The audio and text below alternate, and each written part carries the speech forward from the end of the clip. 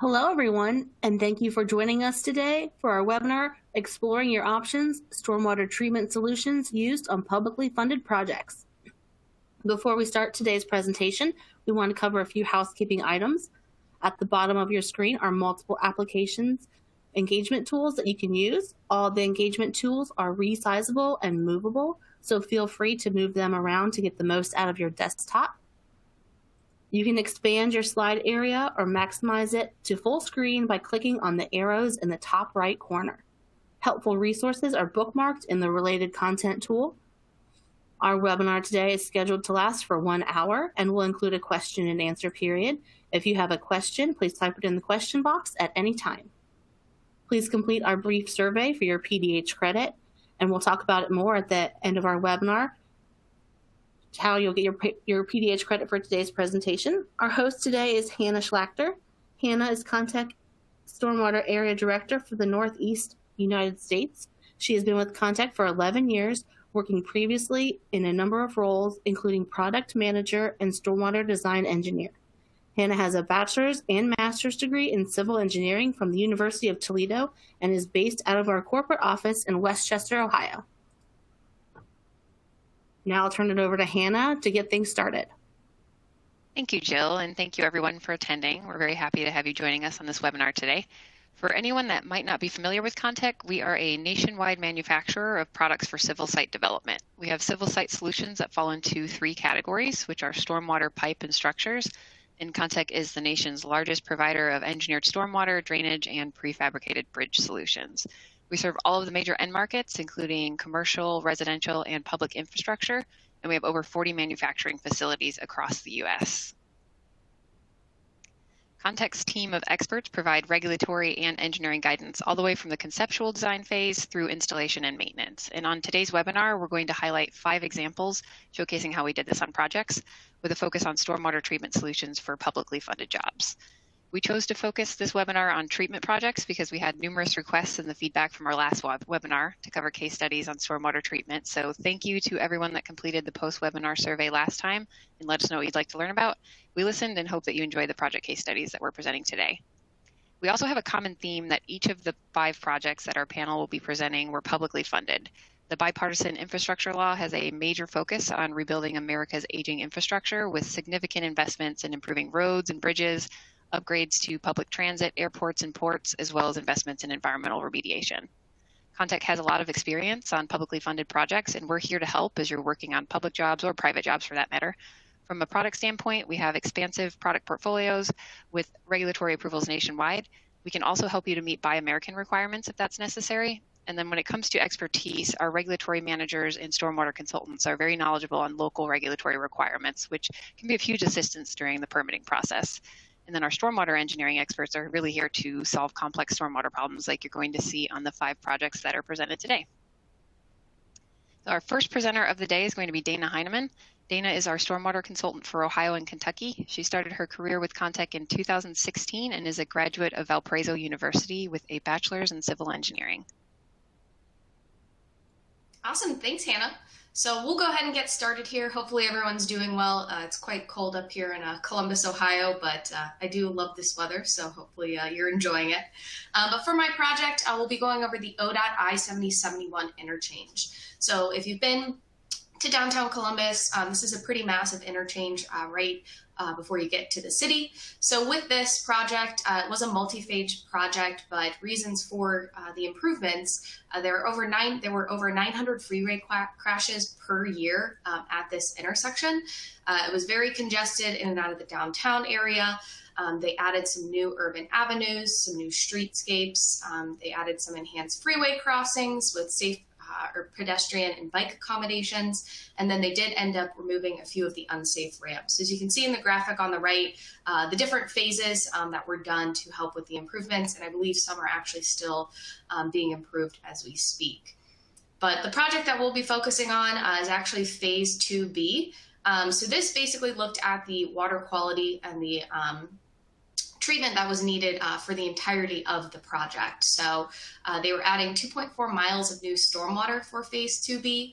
And with that, they did had to add some water quality units for those BMPs. They also had to relocate the water line as well as the sanitary sewer. And with the water quality specifications, they did have to treat 75 CFS of flow. So this was not just for phase Bs, this was for the entirety of the improvements, all 4 phases. So with that, they did have to take into consideration some loading from future retaining walls that were going to be added, as well as buoyancy to double check that we had our minimum factor of safety. So with that 75 CFS of flow, 38.05 CFS was coming from phases 1 through 4, as well as part of phase 5. Phase B, 2B itself was actually only adding 0.14 CFS. And then they did want to accommodate future projects and phases and looking at 36.81 CFS. So total funding for this project was about $9 million. And really with the water quality BMPs, we wanted to make sure that we were not impacting the Scioto River as everything was eventually draining to there. So if you've worked with ODOT before, generally they give you a box to work within. So the footprint we were looking at was about 15 by 36 feet long, as well as another alternative, which was about 30 by 36 feet long. So with the project, some of ODOT's requirements, specifically looking at their approvals for manufactured treatment devices, they do follow SS 995 for their performance requirements. So if you are on ODOT or Ohio Department of Transportation's qualified products list, you do have to make sure that you are approved by using this testing criteria. So what that criteria actually is offline configuration. So there are a lot of hydrodynamic separators on the market that can accommodate an internal bypass. However, with ODOT, they do require those regardless to be placed in an offline configuration. With that, the target of treating 85% TSS, making sure we're capturing that based off of third-party testing, generally looking at an influent concentration of that stormwater being about 450 milligrams per liter or less, and then looking at the OK 110 particle size distribution. Additionally, since these are roadway projects primarily, looking at all the floatable free oil, since there's a lot of oil and grease that comes off of our roadways. So some of the designs that we looked at, the CDS is what we eventually went with, so spoiler alert for the project. But with ODOT, their QPL, their qualified products list, they have different type units. So type 1, 2, 3, 4, as you can see in this table, the associated maximum water quality flow for each of those units, and then the CDS models that were associated with each of the units. So to determine that water quality flow rate, pretty straightforward, just looking at the rational method of Q equals CIA. So starting off with what we looked at for designs, the Vortex unit, which is one of our rectangular hydrodynamic separators, is also on ODOT's qualified product list. So initial thought process was to add a Vortex unit essentially inside a conspan. So looking at a 36-inch swirl chamber inside that conspan unit. So very, very massive unit. ODOT did want it to be in one single structure, but just with the feasibility and the sheer size of this alternative, we decided to not go with this as our first alternative. What was eventually decided was actually 4 10-foot CDS units with a vault upstream, as you can see on the right, for a junction structure. So again, placing these units in an offline configuration. That vault on the right served as a distribution box, and then everything met downstream at the junction structures on the left-hand side of the photo. So you might be thinking, well, if you were looking at the ODOT table, a 10-foot CDS does kind of step outside of the general scope of the QPL and with those sizings. So we did have to do site-specific sizing for this, scaling these units appropriately, just because we were dealing with such high flow rates at that 75 CFS. Moving on, as we kept optimizing this design, again, sticking with that distribution box on the right-hand side for that vault, that was a 20 by 4-foot vault. But rather than having some junction manholes on the downstream end, it was decided to go with another 20 by 4 vault to serve as that junction structure, again, with those 4 different 10-foot CDS units. But unfortunately, with this configuration, that water line that was mentioned, was running directly through our proposed layout for these 4 10-foot CDS units. So after multiple iterations, we have finally landed on option E. So again, sticking with those bolts for the junction and bypass structures, as you can see the flow going right to left. And we ended up placing those CDS units kind of more in a linear fashion, one right after the other, to fit within those site constraints. So once that was decided, everything was good to go with the design. MS consultants out of Columbus did help with that. Again, working with ODOT for those specific sizings. We move forward to installation. So with 10-foot diameter units, they can get pretty deep. So these were about 20 feet in depth. So we had to take necessary safety precautions that the contractor did to make sure we could install these units properly. With the 10-foot units as well, there are some freight constraints, so we aren't able to just load them on a truck and ship them to site totally assembled. They are quite large units, so they did come shipped in pieces, as you can see in these photos. We had the base slab area, all of the different cylinders, and then the top slab. And the contractor then started placing the units. So as you can see, placing the first in line, then placing the base slab of the second unit, third unit, and then I don't have a photo of the fourth. It's a little hard to get down and take that photo from grade. And so then they started essentially stacking them on top of each other, each of these cylinder segments, kind of like Legos, just pre-assembling or assembling those down into the location. One thing to note with our CDS unit, we do have fiberglass internals as well as a indirect screen. So with that, we did have to ship those separately as well due to freight constraints. So as you can see with these lovely photos, some pretty massive screens in internals. The screens themselves were about 6.5 by 7 and 6.5 by 6 foot by 5, and then the internals were about 6 feet high. So making sure that we had a field consultant from Contech out there to help the assembly of that, and just assisting the contractor if they had any questions during the installation process. So post-installation, as you can see, if you're ever driving down 70, there's some nice apartment complexes to the right, but it basically became a driveway and a access road for that apartment and to serve as a pathway. So you can see the nice grassy area, a lot of dogs going potty over there with the trash over there. So great installation. We were able to pave it and function accordingly, and it's still working to this day. So with that, I will turn it back to Hannah. Thank you, Dana. It was a great project example to really showcase how creative we can get sometimes with the product layouts and configurations. Definitely complicated to accommodate a large treatment flow rate and a small footprint, so I'm not surprised at how many design options the team had to evaluate before you settled on the final one. Before we get to the next presenter, I wanted to point out one resource that everyone on the call has access to in the related content section. It's titled Promoting Innovation in Use of Proprietary Products. This document covers changes that the Federal Highway Administration made in 2019 around requirements to using proprietary products on projects with federal funding. Prior to this change, the use of proprietary products on federally funded projects, the DOT was required to go through multiple steps to prove that there was no suitable alternative, be classified as experimental, or go through a public interest finding. The change in 2019 now allows DOTs to use patented or proprietary products on their projects without this extensive approval process. And really the purpose of this was to promote innovation.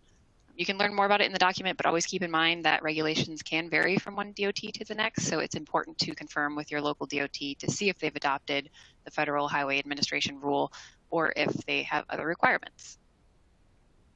Our next presenter today is Matt Griffin. Matt is one of our stormwater area managers responsible for Maryland, New England, Delaware, and West Virginia. Matt has a bachelor's degree in civil environmental engineering from the University of Massachusetts, is a professional engineer, and has worked in stormwater management since 2000. Thanks, Hannah. Hello, everyone. Good afternoon and good morning to those on the West Coast, and greetings from a brisk and lovely Baltimore, Maryland, where the autumn colors are out in full display. So today I'm going to talk about a project that we completed here in Maryland last summer called Glenmont Forest Green Streets Retrofit. And the project entailed doing a water quality retrofit in a 1940s, 1950s neighborhood in Wheaton, Maryland, called Glenmont Forest, which is just outside the Beltway in the suburbs of Washington, D.C. This project differs a little bit from some of the others we're hearing about today in that the entirety of the project was installing stormwater management quality facilities in this older neighborhood. So very interesting from that standpoint.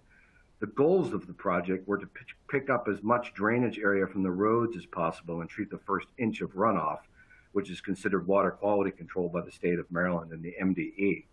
The second goal of the project was to help restore a stream restoration project that was done in 2005 by the county in the lower watershed in which this neighborhood is located. So they're investing in the success of that project long-term as well. So as you can imagine, doing a retrofit project in an older neighborhood that, as we'll see in a bit here, is as dense and crowded as any you'll find, is the fact that everything is existing. Not only the above, at grade and below grade utilities, but the residents live there. There's street parking, there's school buses, all of the things that a bustling neighborhood sees has to exist and coexist with the construction of the facility. So that made the entire project very, very challenging.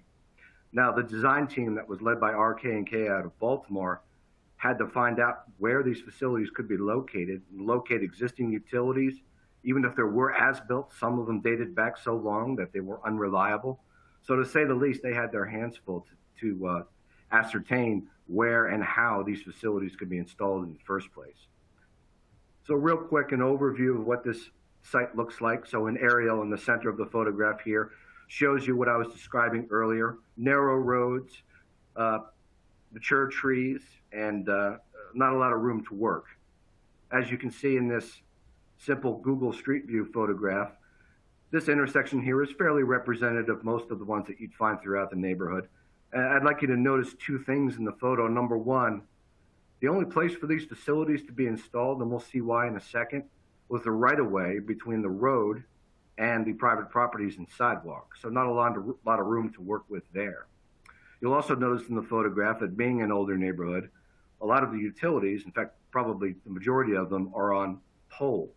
So they're up above the ground, which of course would interfere with the normal types of construction equipment that are used on newer sites.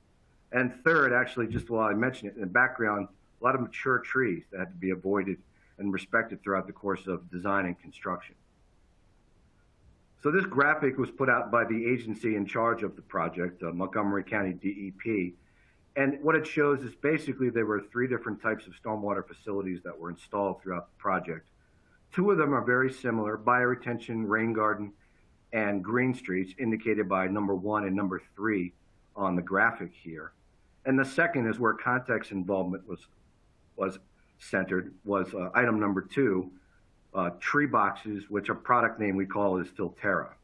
So all of these facilities were used across the site to provide water quality control, along with measures to increase public outreach and community involvement in maintenance and upkeep of these facilities for the long term. So for those of you not familiar with Filtera, the graphic here shows essentially what it is and how it works. So it's a high-flow bioretention technology that is designed to intercept the first flush of stormwater runoff, in this arrangement directly from the paved surface, a parking lot or a road, pass that water very rapidly through the filter media inside the structure, and then drain it away rapidly to a downstream storm drain connection. Higher flows during large storms will simply continue down the curb and gutter and enter a inlet or catch basin or curb cut. And in this case, the high flow bypass shown on the right side of the graphic are all the existing inlets that were already there providing drainage for the site. So a few examples from site plan snippets and the challenges that were found in all 20 locations for the Filtera facilities and the remaining facilities as well throughout the site. So of course, being installed in those narrow locations, as I described earlier, they had to do many things at each location. This particular example on Ivanhoe Street, they had to fit the system inside between the curb and the sidewalk. They had to avoid a driveway. And of course, they had to avoid the underground utilities, in this case, a water line existing and a gas line existing, by the pipe that allows the water to drain out of the Filtera and reconnect to the downstream storm drain. So all of these things came to play at every location. What the design team had to do was make sure that the system fit, that it was sized properly for the drainage area, and that during construction that these obstructions could be avoided. Another example on Henderson Avenue, very similar. Water line, gas line, both had to be avoided by the discharge pipe from the Filtera. And in this particular case, another important resident of the neighborhood that I mentioned earlier, not just people and maybe their pets, but many of the mature trees they wanted to leave as is. So in this case, an 18-inch diameter sugar maple, they had to specify a particular excavation technique to avoid the root system of the tree and avoid damaging it during construction. So some photographs of the installation also illustrate the challenges that were faced by the installing contractor that we worked with in order to get these facilities off of the delivery vehicle provided by Contech and into their final location. Now, normally with a box like this, which weighs about 15,000 pounds, they would simply pick it up from the top with a crane, with a steel cable on a spool, and swing it into position, lower it, and release the cables, and you'd be off and running. But in this case, because of the overhead utilities, they couldn't do that. So the contractor determined a way to use a very unusual piece of equipment for these facilities, a high-capacity forklift. So they had to lift it with the forklift from the bottom instead of pulling it from the top, move it into position away from where the delivery vehicle could pull up, again, because of the narrow streets, move it over to the excavation where the facility is going to be installed, and then pick it up from the top at that point using the forklift and set it in place.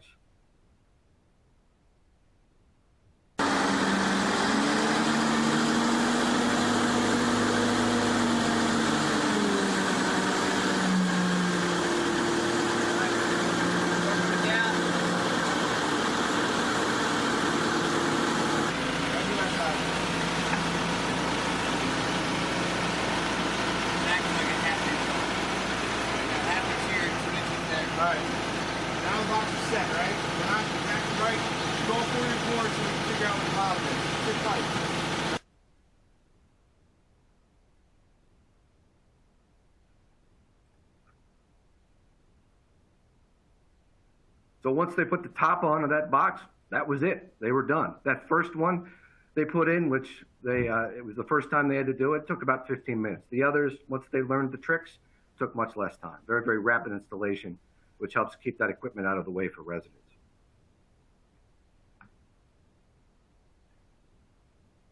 So the next few photos are sort of my version of how it started, how it went, and how it's going for a different facility on the project. So this is a view of one of the facilities that actually will be installed on the right next to that inlet. Again, a simple photograph from Google Maps Street View. So that was how it started. How it's going shows the Filterra after it was installed, as we saw earlier, with a different unit. You'll notice that after the top's put on, they cover up the tree grate with plywood to protect it. And then they remove a strip of asphalt in front of the unit and then pour the warped gutter pan. Because remember, what they're doing is providing a low point to allow that first inch of water to be intercepted and then higher flows to simply be bypassed into the existing inlet. So hydraulically, it's exactly the same as it was before they built it. And then how it's going. So this is another Google Maps Street View project that happened to be taken, luckily, after construction. And you can see the unit on the right-hand side with the trees in place and the replaced strip of asphalt and warped curb and gutter pan. So the graphic that I just showed you earlier about how Filterra works is illustrated again here with a different unit on the project.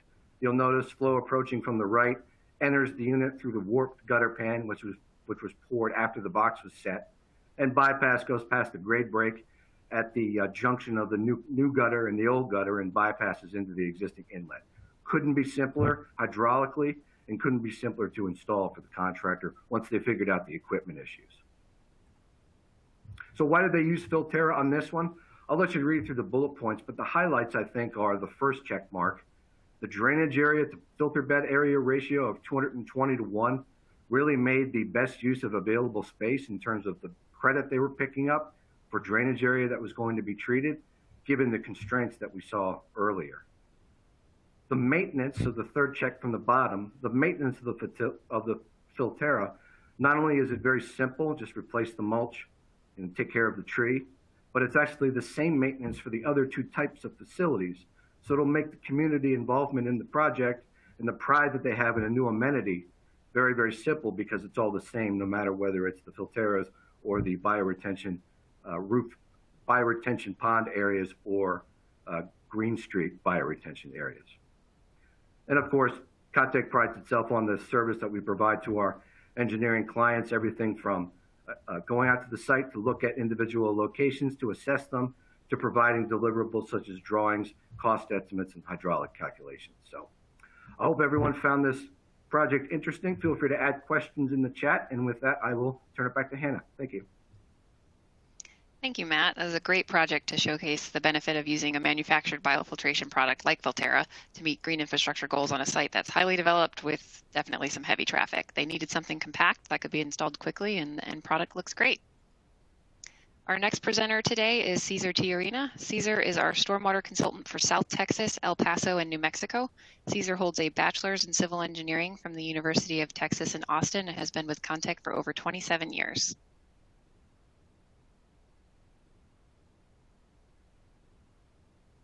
All right, thanks, Hannah. Hello, everybody from Austin, Texas. Today, I will be showing you all a couple of projects that we were recently involved with, the Texas Department of Transportation. The first project is the US 281 North project in Bexar County. Design started back in 2016 for the construction of a roadway widening project in one of the fastest growing areas of San Antonio, Texas. This project is 8 miles long, consisted of adding 2 general purpose lanes and 1 HOV lane in each direction, as well as both bike and pedestrian facilities. Both TxDOT and the design consultants were faced with the challenge of providing cost-effective solutions for stormwater quality. This project is located over the Edwards Aquifer Zone. And besides being home to diverse fauna, the aquifer is a valuable resource for drinking water for many Central Texans. The Texas Commission on Environmental Quality, or TCEQ for short, has set an 80% TSS removal requirement for any construction over the recharge and contributing zones. Treatment BMPs over the Edwards Aquifer must provide treatment levels similar to a sand filter basin. On the lower right, you see what a typical sand filter basin looks like here in Central Texas.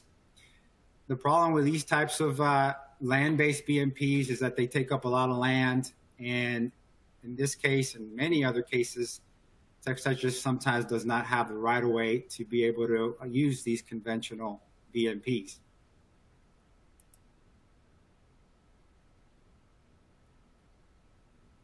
So the jellyfish is one of 5 different pre-manufactured treatment devices that are currently approved by TCEQ, manufactured by Contech. It has an 86% TSS removal efficiency per TCEQ. It's available in 2 configurations. One is an offline manhole configuration, and another one is a peak diversion vault that you see here on the right. The jellyfish has the treatment capacity of 80 gallons per minute per cartridge. That really allows us to provide solutions with small footprint. Just to give you an idea, an 8x16 peak diversion vault can treat up to 7 acres of impervious using TCEQ design methods.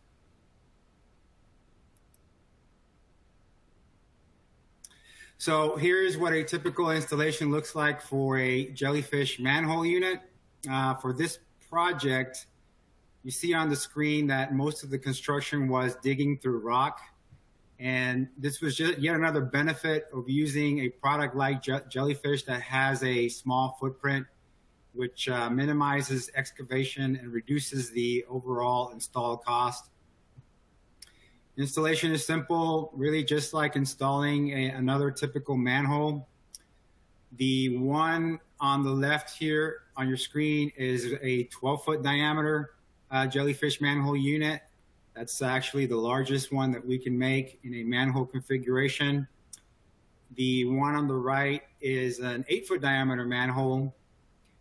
Cartridges are typically installed at the end of the project once the project is fully stabilized and paved.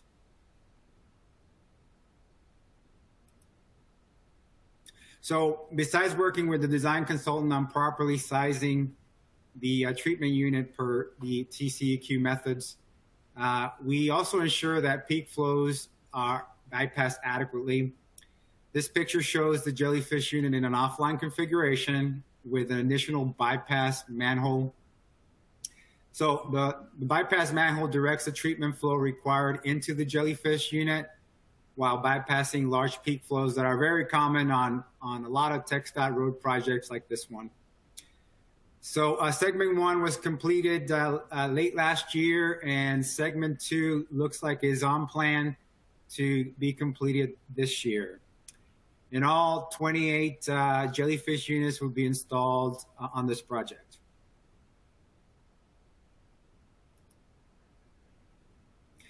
Here's another project over the Edwards Aquifer Zone. This project is in Comal County, which currently is the second fastest growing county in the U.S. This project consisted of 1 mile of bridge and roadway construction on Loop 337 in New Braunfels, Texas. So New Braunfels, Texas is a city located about 15 miles northeast of San Antonio. So here again, the jellyfish was used for its ability to provide a treatment solution with a small footprint. In this case, we actually used 2 jellyfish peak diversion vaults. Here you see the installation of one of the larger units that was installed near the creek under the bridge. This 8x16 vault was installed in about 2 hours. Sometimes it takes longer to just set up the crane than to install these units, even at this size. Picture on the left shows the base section being installed. The center and the right pictures show the riser section that contains the cartridge deck being set on top of the base section.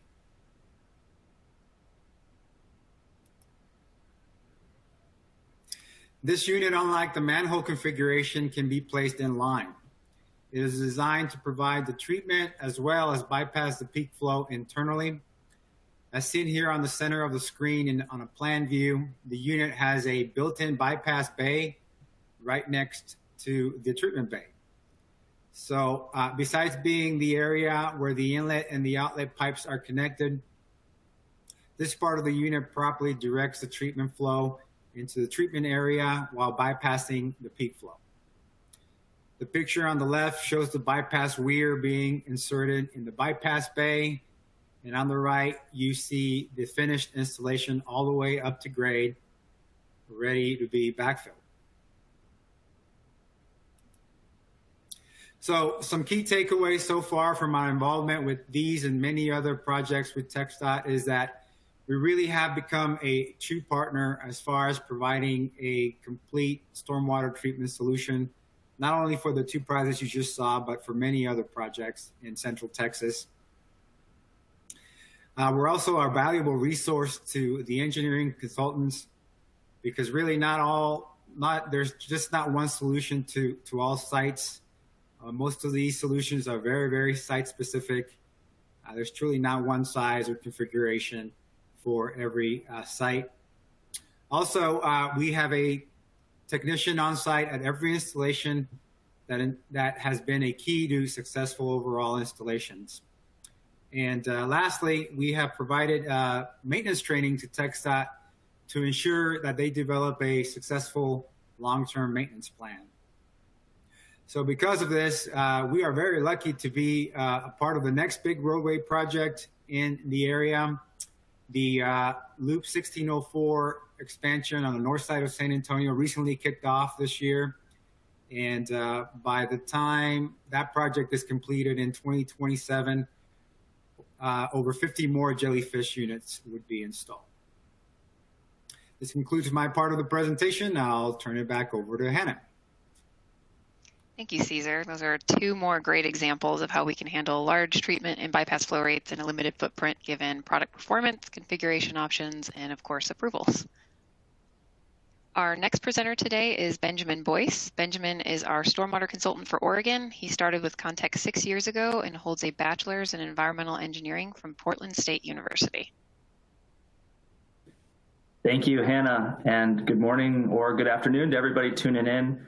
I kind of like the weather reports we were getting earlier, so I'm coming at you from Pendleton, Oregon, and it is a brisk and beautiful sunny day here. So I'll be talking to you today about the Pullman-Moscow Regional Airport runway realignment project that we worked on between 2018 and 2020. This was an airport site in eastern Washington state, and there were a number of complexities and large magnitude sizes here to deal with. Made it a pretty complicated site, really big project. Some of the stormwater management elements that this project needed were detention, flow control, water quality, and some specialty conveyance. And a few of the design challenges: one, airport project, federally funded, needing to meet the environmental compliance of the state regulations from Washington Department of Ecology, as well as just the multi-agency review nature of being a project that was federally funded, so needing to meet federal regulations, state regulations, as well as the local city regulations. And one of the most notable things about this project was just the sheer magnitude of storage that we needed to manage, over a million gallons of stormwater, which is unique today in this webinar, because I'm focusing a little bit more on detention here than treatment. And that takes us to our first poll question on detention. Jill? That's right, Ben. Our question is, what is the largest stormwater detention system you have designed? Is it up to 10,000 gallons, up to 100,000 gallons, up to 1 million gallons, or more than 1 million gallons? To submit your poll answer, please click the answer on your computer screen and then click the submit button. So I'll give you some time now to mark your answers. And thank you all for joining us today. While we have some time while everyone's answering, Ben, do you want to briefly discuss what is offline versus online? Because we mentioned a couple times in our presentation and people have had some questions about it. Sure. So online typically refers to a system that is not only handling the treatment flow rate, but also conveying the peak design flow rate. Whereas an offline system, hydraulically speaking, is going to be handling the treatment flow rate, but the large bypass peak rate needs to flow around that system. That would be an offline system. Thank you, Benjamin, for that brief explanation. I'll give you a couple more moments to mark your answers. See how you just click your answer and then hit the submit button, and then your answer will be calculated. Well, it looks like most of you have answered, so thank you for participating, and I'll share the results with you now, Benjamin. It looks like 29% say up to 10,000 gallons, 31% say up to 100,000 gallons, 24% say up to 1 million gallons, and 15% say more than 1 million gallons. That's really interesting. So a lot of folks here are accustomed to having to manage these large volumes, and some of this might be kind of familiar or interesting to those folks. So thank you for answering the question. Back to the project. So the Pullman-Moscow Regional Airport runway realignment project, as I mentioned, was federally funded, largely federally funded, almost all of it, $142 million from the FAA, with the remaining $12 million coming from local bodies. The goal of the project was to improve economic opportunity in the region. Basically, they needed a longer runway to be able to get larger planes in and out for commerce and things. And they also wanted to reduce the weather-related cancellations that were occurring. In the winter time, it was not uncommon for your flight to be canceled because of bad winter weather. So to meet these goals, it was found the runway needed to be extended 400 feet, which required the rotation of the entire runway by 5.5 degrees. Now, all of this rebuilt impervious area, as well as some new impervious taxiway area that they put in, triggered the requirement for a lot of flow control, which was done through detention, and some treatment as well as some flow control devices and some conveyance structures. Originally, the consulting engineer, Mead and Hunt, was looking at using a large concrete stormwater detention tank to manage the bulk of the stormwater storage, but we were able to show them really early on conceptually how a 120-inch corrugated metal pipe option would fit in the available footprint and also save quite a bit on just the material and the installation cost. And that really kicked off the collaboration between us and Mead and Hunt on the underground storage designs. And that's the picture. The on the right is what you're seeing there is a 120-inch system that was eventually installed. But during design, the way that it worked was Mead and Hunt did the modeling to determine how many linear feet of 120-inch pipe would be needed to manage the runoff from the rebuilt runway. And then we took that information and we worked on a site-specific layout that incorporated things like access riser placement, inlet locations, outlet locations, layout, manifold designs, and the like. And this was all something that we coordinated on with the consulting engineer to make sure everything was just right for the project. One of the most interesting aspects of the detention design, though, is this 96-inch overflow into the 120-inch system. So the 96-inch detention system was a small detention system just to the side of the 120-inch, and it was being used to manage runoff from a new taxiway area. But only some of the small flows from that new taxiway area needed to be treated. And the larger events, the 10-year and the 100-year, they were allowed to bypass that 96-inch system and flow into the 120-inch system, which had a lot more capacity. And so you can see that was done through an upturned corrugated metal pipe elbow in the 96-inch system. And this is all something that we worked with the engineer to detail out on our drawings, and the material itself was all included in our submittal package with the detention pipe. And then a few other notable aspects to the detention is the flow control designs themselves. So the 120-inch system was flow controlled through 3 vortex valves, which are fluidic cone systems that we provide. And we gave Mead and Hunt the head discharge information for these devices, and they incorporated that into their modeling for the detention system. And they were actually able to optimize the size of that system by reducing it roughly 15 to 20%. So no small savings there. And then on the 96-inch system, which also needed some flow control, we were able to incorporate a corrugated metal pipe flow control T inside the end of that 96-inch system as well. Typically, this sort of flow control device is put in an external structure downstream, but because of some space constraints, we were able to incorporate that into our detention pipe itself to save that room. And again, this was all something that we could build at our plants and include in our detention package. And then a few other products that we used on this site as well. There were quite a few. There was a storm filter manhole that was used for treatment of that new taxiway. The engineer provided us with the water quality flow rate that needed to be treated, and then we provided sizing for the storm filter system. 12-inch slotted drain was used to capture the runoff from the new taxiway area and then piped into the detention systems. And then the pretreatment, there was pretreatment CDS units that were used upstream of the detention pipes to remove trash or sediment, things like that, to elongate the maintenance interval. So all of these products were installed successfully, except for a little bit of wildfire activity that was going on. You can see a little bit in the CDS picture on the right, some of the smoke and a little bit of redness in the sky, but otherwise everything went pretty well. So that was the runway realignment project. I thought it was just worth noting there are quite a few future improvements that are being made to this airport as well, including some terminal improvements and some apron improvements as well. Those projects have their own budgets and their own goals and scope.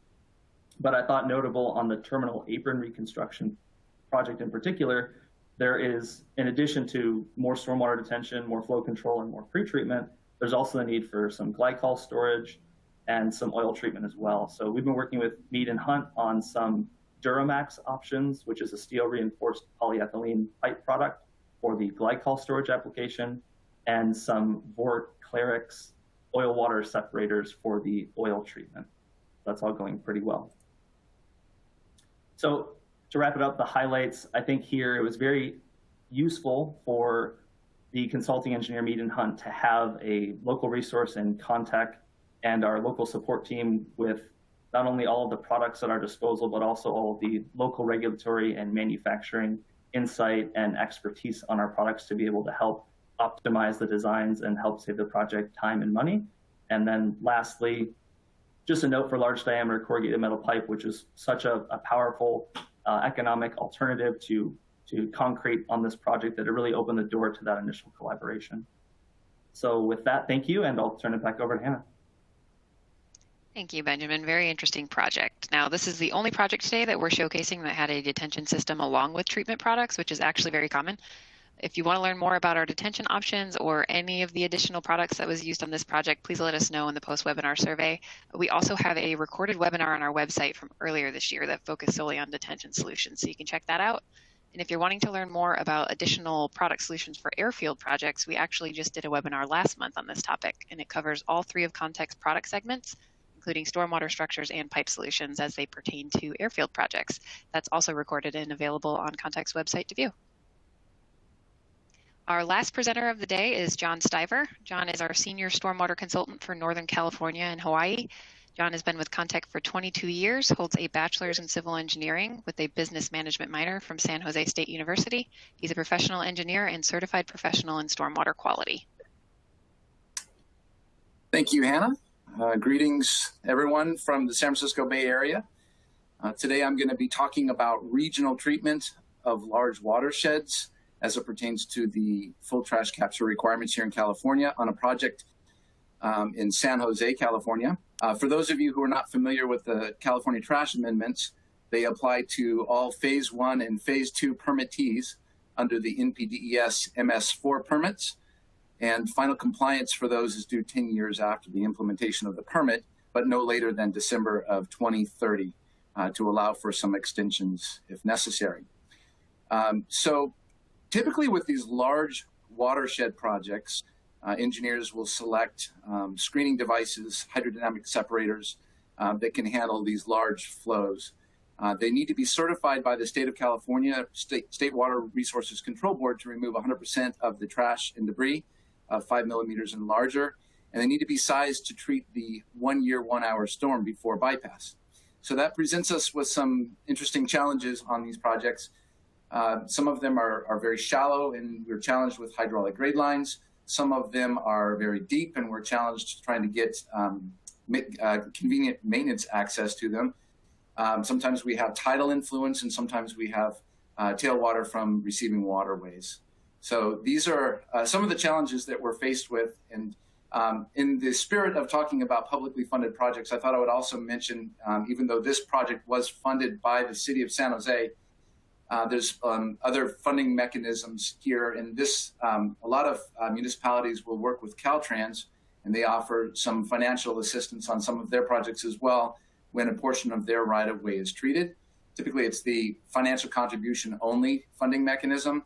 And what that does is it allows Caltrans to divert the maintenance and operation costs going forward to the local MS4, but they get a portion of their right-of-way treated.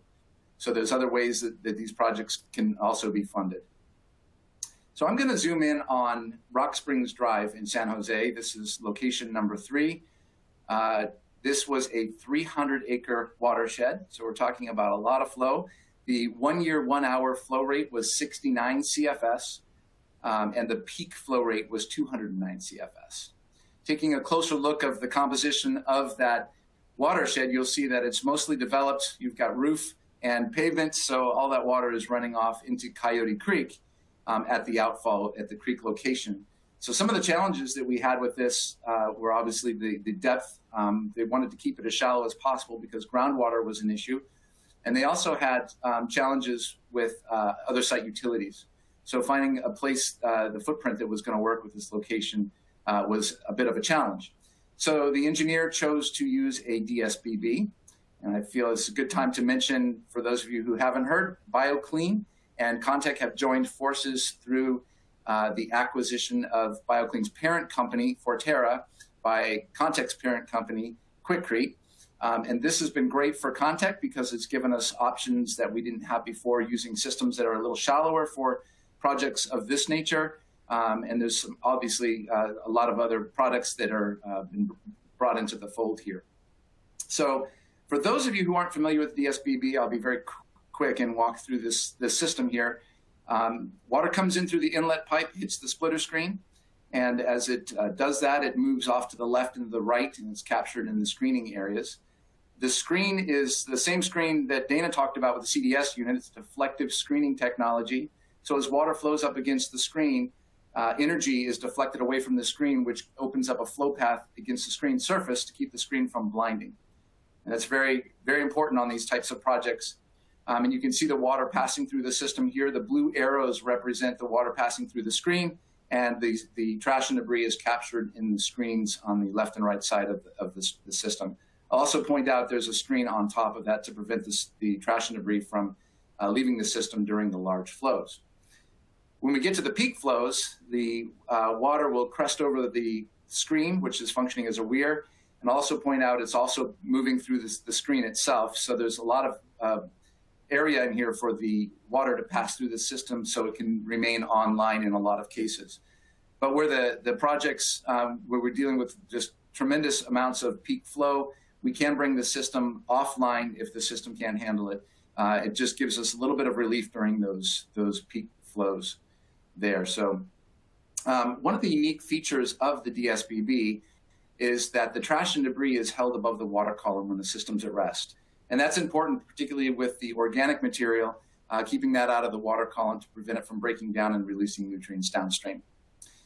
So the maintenance of the DSBB can be accomplished from the street. The upper screens can slide towards the center, opening up an area for the material that's been captured to be removed from the street surface.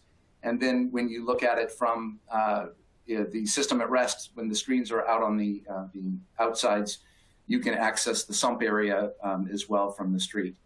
This particular project utilized lift assist hatches. So there was access to every single chamber inside this vault from the street surface to make maintenance as easy as possible. So a couple features of the DSBB as you see the project being installed. You can see that the elevation from the invert to the bottom of the vault is only typically about 4 feet. And that was very important on this project because the groundwater was high and they wanted to keep this system shallow. I'll also point out that the internal components are pre-installed before the unit's delivered, so makes installation a little easier there. A couple more pictures of the system going in. The riser section is being put on. You can see the rectangular openings for those lift assist hatches.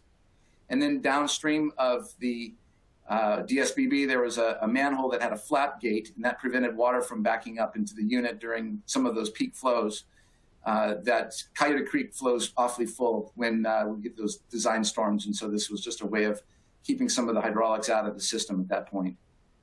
So some of the key takeaways here are, we had to design a system to meet full trash capture requirements, obviously, and we wanted to have multiple access points, but maintain the simplicity of maintenance. And also, we wanted to minimize the excavation space on this. By keeping the system online, we were able to do that and really kind of help this project move along. So that will conclude my portion. Thank you. Thank you, John. One thing I'd like to reinforce from John's presentation, which was also mentioned in a few other of the project profiles, is a maintenance requirement. All of Contech's stormwater treatment products are designed with maintenance in mind, and the maintenance process is very simple. Contech also has a third-party maintenance provider network across the country that we train and certify on how to properly maintain our systems. So thank you to all 5 presenters for sharing your projects. I think there were a few themes from the 5 publicly funded projects that were presented today. First being working around existing site constraints. That's a big one. A lot of these are retrofits or upgrades to existing sites. So working within small footprints or shallow depths or working around utilities is really key. And a second theme for many of the projects was high flow rates due to the very large drainage areas. So you've got small footprints coupled with high treatment flow rates that can definitely be challenging. And as you saw in the project examples shared today, our team of stormwater experts can get very creative in how they incorporate our products on a site. And our large product portfolio, as well as regulatory approvals across the country, allow us to solve the most complex stormwater management problems with economical solutions that meet regulatory requirements, public funding job requirements, and of course improve the quality of our waterways, which is why many of us chose this industry. We're very passionate about the environment. So I won't spend too much time on this slide, so we have plenty of opportunity to answer questions, but in addition to the best resources that we have at Contech, 5 of which you heard from today, along with our design engineers and regulatory managers, we do have a multitude of online resources, so feel free to check these out. A couple that I want to highlight, first being our online design your own tools. We have online design tools for detention and several of our treatment products. So if you're looking for a very quick turnaround for submittals, or if you just want to handle the design on your own, you can utilize these tools for free. to size stormwater systems, and then also download drawings to include in your plan sets. Or if you'd like or prefer to have us to handle that, we can do that as well. You can reach out to your local contact on our website, and we would be happy to help. And then we also just published a brand new PDH article about phosphorus that's available on our website. So if you're in need of an additional PDH credit, you can read this article, answer a short quiz, and obtain 1 PDH credit. And if you're not in need of PDH credits, it's a great resource to learn about phosphorus and stormwater. I would highly recommend this for everyone. So that concludes our presentation for today. I'm going to welcome back all of our presenters, and we will open it up for questions from the audience. That's right, Hannah. If you have a question, please type it in the box, and I will ask it now. Our first question is for Matthew Griffin. We had a lot of questions come in about the maintenance of the Filtera and how trash and debris are removed and how often you need to change out the media. Great. Thank you, Jill. So with the Filtera, you have some headspace available between the top slab and the filter media and the mulch layer that allows material to accumulate and be captured as intended. However, because of the size of the facility, which is the reason why it's so popular, the maintenance interval is typically between 6 and 12 months. So in this part of the country, in Maryland, what they'll usually do is do it once a year. Around this time of year, maybe about in a month, because most of the leaves have fallen off the trees for the year. And that way all the leaves that are washed into the unit can be removed along with any trash and sediment. So that maintenance frequency is done intentionally to allow the mulch layer to serve as a sacrificial. It will clog, along with the accumulation of material, to protect the filter media into which the plant is growing and provides the primary means of treatment. So if you keep up with the maintenance interval, the filter media itself should not need to be changed until such time that the planting, after a period of anywhere from 15 to 25 years, needs to be replaced because of root growth issues. Thank you. Thank you, Matthew. Our next question is for Cesar Tijerina. We had a lot of questions come in about jellyfish maintenance and cartridges. So if you just want to go through what the maintenance looks like and how long the cartridges last. Yes, very popular question for the jellyfish. So we typically recommend at least a biannual inspection. And we for sure want to promote a yearly rinse on the cartridges. This will really maximize the use of the cartridges. They can last up to 5 years if they are at least rinsed once a year, or at least our experience has shown that here in Central Texas. Full extraction of the pollutants within the unit usually happens as early as year 2, sometimes maybe at year 5. Yeah, that's pretty much it. I mean, we really one of the questions that I also saw was that as far as how maintenance is done, I mean, as Hannah mentioned, our units are designed and manufactured with maintenance in mind. So definitely we want to have easy access, both on, particularly with the vaults that have, both a treatment part and a bypass section. So we make sure that the maintenance provider has easy access to both of those areas.